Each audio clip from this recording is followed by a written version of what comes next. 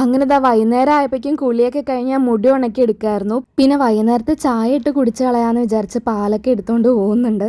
അങ്ങനെ ചായയും കായ വറുത്തതുമായിട്ട് നമ്മൾ പുറത്ത് പോയിരുന്ന് കഴിക്കാമെന്ന് പറഞ്ഞ് വരുമ്പോഴാണ് ഇവിടെ ആരുഷിയും അമ്മാമ്മയും കൂടെ അംഗം വിട്ട് കിടക്കുന്നുണ്ടായിരുന്നേ. മതിലുമ്മേ വരച്ച ചാച്ചൻ വഴക്ക് പറയുന്നൊക്കെ ആയിട്ടോ അവളുടെ അമ്മാമ്മ പറയുന്നത്. പിന്നെ ഞാൻ പോയി നോക്കുമ്പോൾ കുട്ടി പേപ്പറൊക്കെ എടുത്ത് വെച്ചിരുന്ന് വരയ്ക്കുന്നുണ്ടായി. രാവിലെ ഞാൻ കുറച്ച് കടല വെള്ളത്തിലിട്ട് വെച്ചിട്ടുണ്ടായേ. അപ്പോൾ വൈകുന്നേരം ചടപടേന്നൊരു ചായക്കടി ഉണ്ടാക്കുകയാണേ.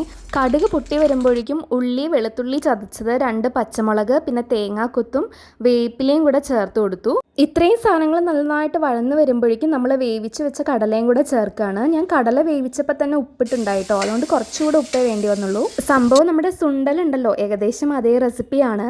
പിന്നെ രാത്രി ഞങ്ങൾക്കൊരു റിസപ്ഷൻ ഉണ്ടായി. അവിടെ പോയി നന്നായി കഴിച്ചിട്ടുണ്ട്.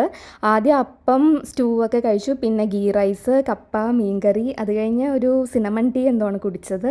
പിന്നെ ഐസ്ക്രീമൊക്കെ